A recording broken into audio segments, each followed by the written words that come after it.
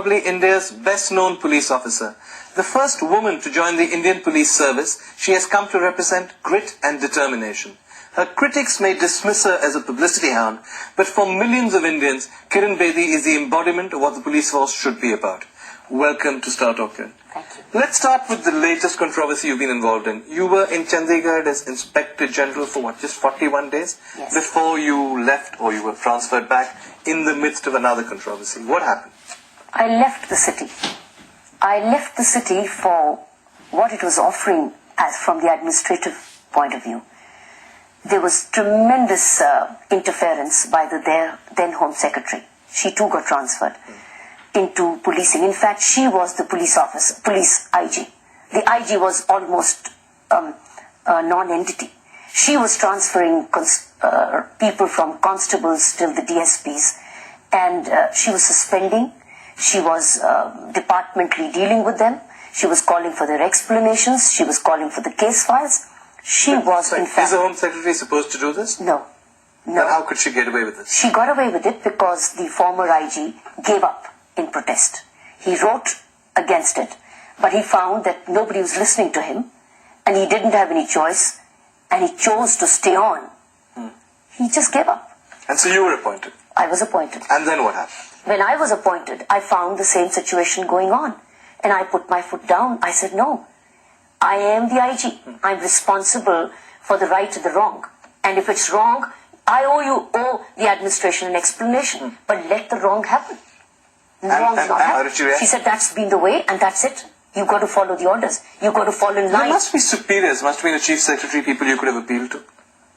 Well, if everybody combines there to take a decision, who do you appeal to? So there was no appeal? There was the system united against you? Absolutely. The system united to carry over the past and make it the present. And I was not willing to accept that present.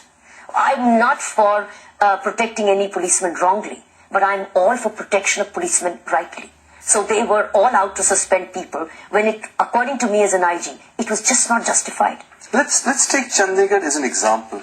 Many of us are aware that our cities are very badly policed. Yes. What does your Chandigarh experience tell us about the way the system works? The system works that in many places the IG is just not allowed to function. By whom? By the Home Secretary and the political administration. I've noticed that there's nothing wrong with the police. What's wrong with the police is leadership and management of the force. And management of the force comes from three ranks: the political leadership, the Home Secretary, and the IGP. If they are all three on one right wavelength, there's police recovers. How often does that happen? Oh, very rarely. Is that why our cities are in such a mess? Exactly. I found that this is the reason, in fact, where the police is in a mess, because these three are never on one wavelength. See, the impression people outside have is that the problem with the police force is not the civil service, but it's the politician. You're saying it's not as simple as that. It's often the administration. It's exactly. In fact, this is what Chandigarh proved beyond doubt, that it's many times between the politician and the IG, the bureaucracy, the civil service, which is never, and it's not the police, they're not police trained.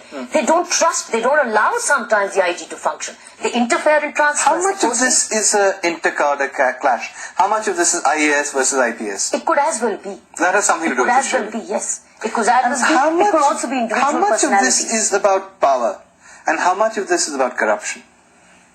Sometimes it's a power play, and sometimes it's bad intentions, it's dishonest intentions. At any one of these three levels. If I was to ask you to look at politicians, is it your feeling that politicians today have contributed to the downfall of the police force?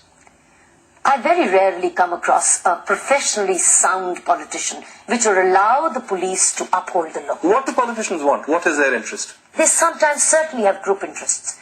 But I very rarely come across a politician who would actually do what he says. He says be a friend of the police, but behind the scene he says serve this class of How much, the impression we have is that politicians will call up and say, such and such case has been filed against my relative, go easy, don't arrest. So does that happen a lot? Plenty. It happens much more probably outside Delhi. Much more? Much more outside. It's pretty bad in urban cities. It just happens much more outside Delhi. But it happens. Now, what is the role of the IAS? What is the role of the bureaucracy in this? Well, they are, in fact, sometimes they become a conduit. They become a The messages come through the sometimes Home the messages come from them, and they don't block it. If they were professionals, then they would block it. They would block Because the in intervention. theory, they should be the shield between the police and the political structure. Many times they don't become the shield. In You're fact, saying they become the conduit. They become a conduit, and they say, "What can we also do?" You blame the political structure, you blame the civil service. What about the police? Yeah. How much corruption is there in the police force? I think just plenty at the ground level. At the Just ground plenty. level? Let's take it from the bottom. At the constable level, these chaps are badly paid. They have many opportunities to make money. Is it your view that many of them exercise that option? Plenty at the ground level, Plenty. but I've experienced that where the management, that's why I said there's nothing wrong with the force. It's the management of the force, which is really wrong.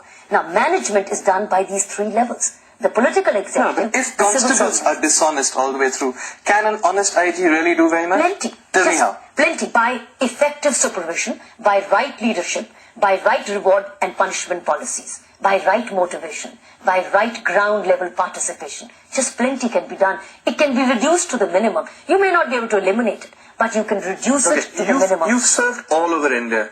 What proportion of IGs, according to you, are doing what you say they should be doing?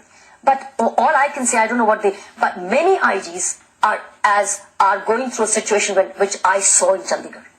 Yes, Because when I raised but the are they voice- fighting back the way you are? Very few are fighting back. Why aren't they fighting Many back? are swallowing If it. Kiran Bedi can do it, why can't others? I think it all depends on your tolerance levels.